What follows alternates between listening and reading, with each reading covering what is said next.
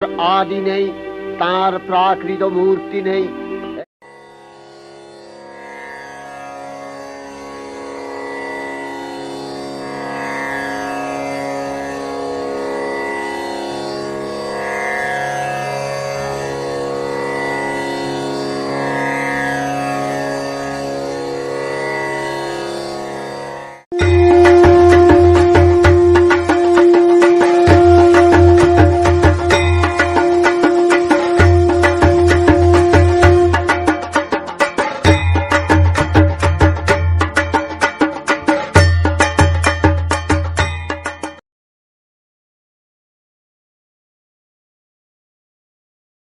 পৃথিবীতে তিন ধরনের মানুষ আছেন, যারা ধর্মে কর্মে বিশ্বাস রাখেন এবং খুব নিষ্ঠাবান, ধর্ম অনুযায়ী চলেন, আচার বিচার পালন করেন। আরেক দল আছেন একদম বিপরীত, যারা কোনো ঈশ্বর, পুজো, আচ্চা, শাস্ত্র, বেদ, উপনিষদ এগুলোকে অস্বীকার করেন। আরেক দল মানুষ আছেন যারা সংখ্যায় বেশি। যদি আমি ব্যাখ্যায় যাই তাহলে ব্যাকরণগত তাদের বলা হয় সংশয়বাদী, অর্থাৎ ধর্মেও আছি, জিরাফেও আছি। তারা বলেন একটা শক্তি আছে আমাদের যা পরিচালনা করে, পৃথিবীতে দিন রাত্রি হচ্ছে, কিন্তু ওই ঈশ্বরের নামে যা সব চলে এগুলো আমরা বিশ্বাস করি না। তো যাই হোক, এই তিন মতের মানুষ যা রয়েছেন ঠিক আছে, কিন্তু আমরা যে পর্বটা নিয়ে এবার এলাম সেটা হচ্ছে মহালয়ার যে তর্পণ, তার সাথে দুর্গাপুজোর কোনো সম্পর্ক আছে কিনা। নমস্কার, আমি সুজিত চট্টোপাধ্যায় দিগদর্শন থেকে বলছি। একটি প্রাসঙ্গিক বিষয় নিয়ে আপনাদের কাছে এসেছি। বিষয়টা হলো মহালয়ার সঙ্গে দুর্গাপুজোর কোনো সরাসরি কিছু যোগাযোগ আছে কি না। আমরা যেটা বলবো, মহালয়ার সঙ্গে দুর্গাপুজোর কোনো সরাসরি যোগাযোগ নেই, অন্তত শাস্ত্রগুলো ঘেটে আর তন্ন তন্ন করে খুঁজে এইটুকু সিদ্ধান্তে উপনীত হয়ে পড়েছি। আপনারা ইচ্ছে করলে এর বিরোধিতা করতে পারেন, অনুষ্ঠানটা শেষে মন্তব্য করে জানাতে পারেন। আমরা বলতে চাইছি যে মহালয়া যেটা হয় সেটা হচ্ছে গিয়ে কৃষ্ণপক্ষ, এবং পুজোর যেটা ব্যাপার থাকে সেটা হচ্ছে শুক্লপক্ষ। তার কিন্তু দুটো নামকরণ আছে আলাদা, একটা পিতৃপক্ষ আর একটা হলো দেবী পক্ষ। পিতৃপক্ষে যেটা হয় 15 দিন ধরে, সেটার পরে মহালয়ার দিন শেষ হলো, তারপর থেকে শুরু হয়ে গেল দেবীপক্ষ, অর্থাৎ প্রথমা, দ্বিতীয়া, তৃতীয়া, চতুর্থী, এমনি করে দশমী পর্যন্ত, লক্ষ্মী পুজো পর্যন্ত। তো এই জায়গাটায় দাঁড়িয়ে আমরা বলতে চাইছি যে এই যে মহালয়ার তর্পণ অনুষ্ঠান এবং তার সঙ্গে দুর্গাপুজোর বোধনের অনুষ্ঠান, এই দুটি বিষয়টা একটু ভালো করে আমাদের বোঝা দরকার। চলুন আমি আপনাদের কাছে এই বিষয়টি একটু তুলে ধরার চেষ্টা করছি একটা প্রতিবেদনের মধ্য দিয়ে। পঞ্জিকায় দুটি পক্ষের নির্দেশ আছে, শুক্লপক্ষ, কৃষ্ণপক্ষ। অমাবস্যা থেকে পূর্ণিমা পর্যন্ত চন্দ্র যখন 16 কলায় ধীরে ধীরে পূর্ণ হয় সেটি শুক্লপক্ষ। আবার পূর্ণিমা থেকে অমাবস্যা পর্যন্ত চন্দ্র যখন ধীরে ধীরে ক্ষয় হতে থাকে, অন্ধকার থেকে অন্ধকারতম হয়ে যায় পৃথিবী, তাকে বলে কৃষ্ণপক্ষ। কিন্তু ভাদ্র মাসের পূর্ণিমার পরদিন থেকে আশ্বিন মাসের অমাবস্যা পর্যন্ত এই 15 দিনকে বলা হয় পিতৃপক্ষ। এই পক্ষ নাকি অশুভ দিন, কিন্তু এই অশুভ দিনগুলিতে বাঙালি তো পুজোর বাজার করে, নতুন জামা কেনে, জুতো কেনে। আবার এই অশুভ তিথিতে বিশ্বকর্মা পুজোও হয়, সেটাও কি তাহলে অশুভ? দেশের প্রধানমন্ত্রী মোদিজি, তিনিও নাকি এই অশুভ দিনেই জন্মগ্রহণ করেছিলেন? এসব প্রশ্ন তো উঠতেই পারে। পিতৃপক্ষের শেষ দিনে হয় তর্পণ, কথাটা মাথায় রাখবেন। পিতৃতর্পণ, মাতৃতর্পণ কথাটা কিন্তু কোথাও ব্যবহার হয়নি। হ্যাঁ, একান্তই যদি প্রয়াত পিতামাতার পুত্র সন্তান না থাকে, সেক্ষেত্রে একটা বিকল্প ব্যবস্থা অবশ্যই মেয়েদের অধিকার দেওয়া হয়েছে, তবে তা কিছু কিছু শাস্ত্রে। তর্পণ পিতৃযজ্ঞের নামান্তর, সেই কারণেই পুত্রের দ্বারা বংশবৃদ্ধি, তাই পুত্রের দায়িত্ব প্রয়াত পিতৃপুরুষদের মুক্ত করে তর্পণ করার। বৃহদারণ্যক উপনিষদে বলা হয়েছে, পিতা তার জীবিত অবস্থায় যে সকল কর্তব্য পালন করতেন, মৃত্যুর আগে পুত্র সন্তানকেই বাকি কর্মের ভার দিয়ে যান।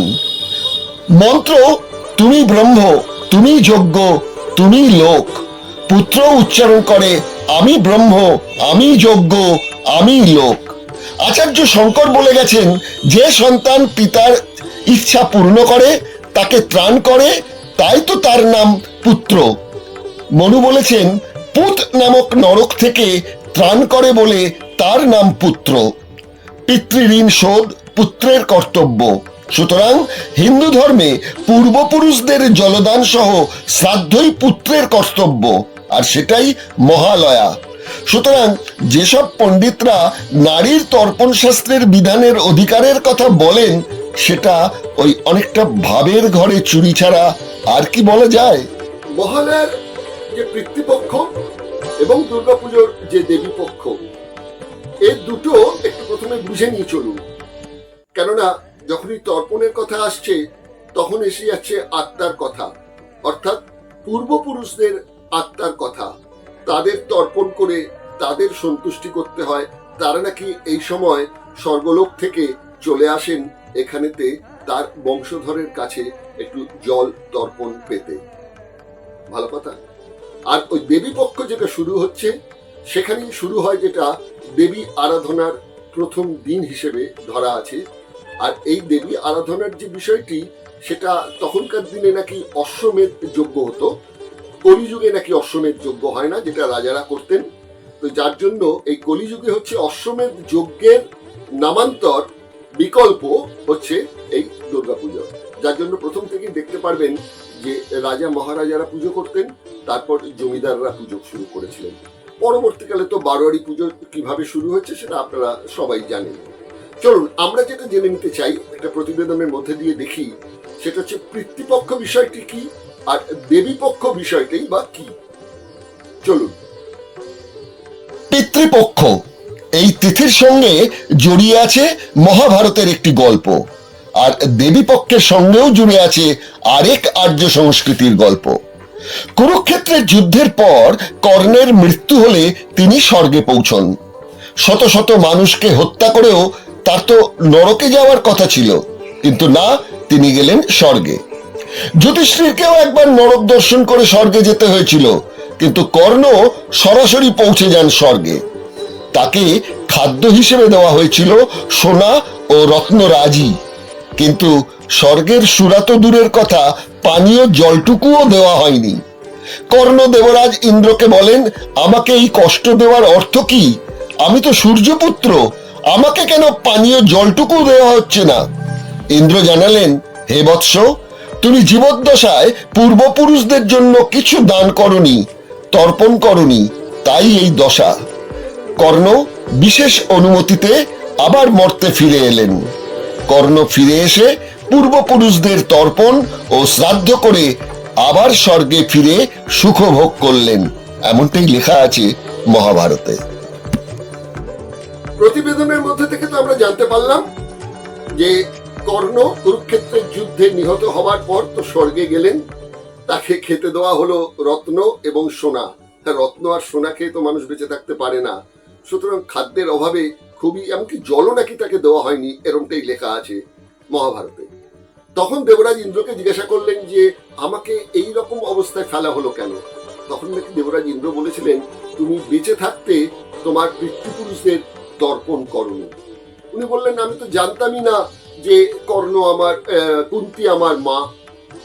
পিতা নাকি কে সেটাও নাকি তিনি জানতেন না। যার জন্য তাকে 15 দিনের একটা ছুটি দিলেন ইন্দ্র।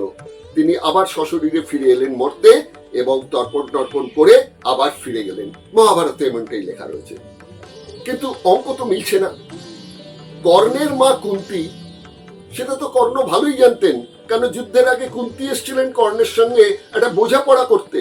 তখন তো কর্ণ বলেছিলেন যে না, আমি তো সারথী পুত্র, তার কাছেই বড় হয়েছি, আর আমাকে দুর্যোধন যে সম্মান দিয়েছে, আমি এখন জানা সত্ত্বেও, মানে আপনি আমার মা, পাণ্ডব পক্ষেরা আমার সহজাত ভাই, জানা সত্ত্বেও আমি যেতে পারি না, কারণ আমি তাকে কথা দিয়েছি। তাহলে তিনি জানতেন আবার তিনি এও জানতেন যে তার পিতা হচ্ছে সূর্য। কুন্তী তো বলেছিলেন তার তো একটা কবচ ছিল সূর্যের দেওয়া। আবার যদি দেখেন যে সূর্যদেব তো আদিত্য, সূর্যের পিতাকে না কাশ্যপ, কাশ্যপের স্ত্রী অদিতি অর্থাৎ ঠাকুরদা কশ্যপ আর ঠাকুমা হচ্ছেন অদিতি, তারাও যে মারা গেছেন এরকম কথা তো কোনো শাস্ত্রে লেখা নেই।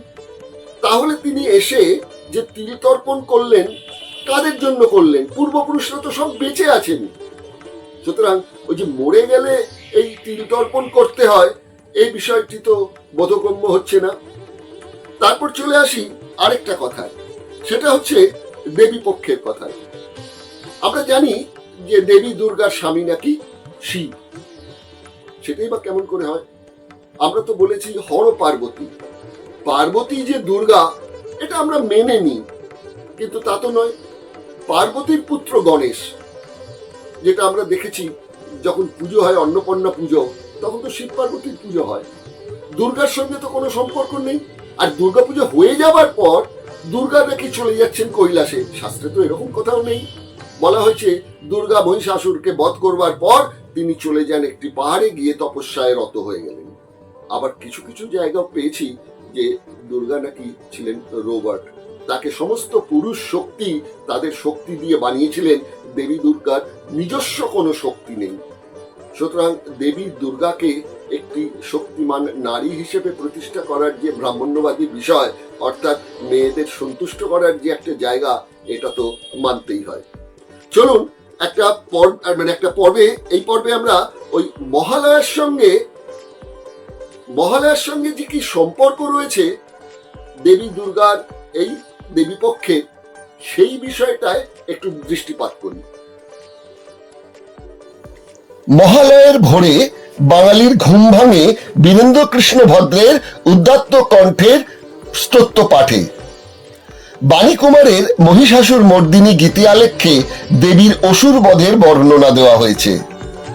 সঙ্গে পঙ্কজ কুমার মল্লিকের অসামান্য সুরারোপে বাংলার সেরা শিল্পীদের আবাহন গান। একটা সময় ছিল দর্জির দোকানে লেখা হতো অর্ডার ক্লোজ, আর রেডিও মেকানিকরাও বলতেন এবছর আর পার্বণী বাপু। সেই দিন আর নেই। এখন হাতে হাতে মোবাইল। চর্মরোগের ফেরিওয়ালারাও অডিওতে বিজ্ঞাপন বানিয়ে পাড়ায় পাড়ায় ফেরি করছেন। একঘেয়েমি থেকে স্বাদ ফেরাতে ওই চর্মরোগের বিজ্ঞাপনের মাঝখানে বেজে উঠছে আজ আশ্বিনের প্রভাতে বাজল তোমার আলোর বেনু ইত্যাদি ইত্যাদি। রাজ্য সরকারের অনুপ্রেরণায় পুজো এখন 5 দিন নয় 10 দিনের। মহালয়ার আগে থেকেই মণ্ডপে মণ্ডপে পৌঁছে যান মুখ্যমন্ত্রী প্রতিমার উন্মোচন করতে।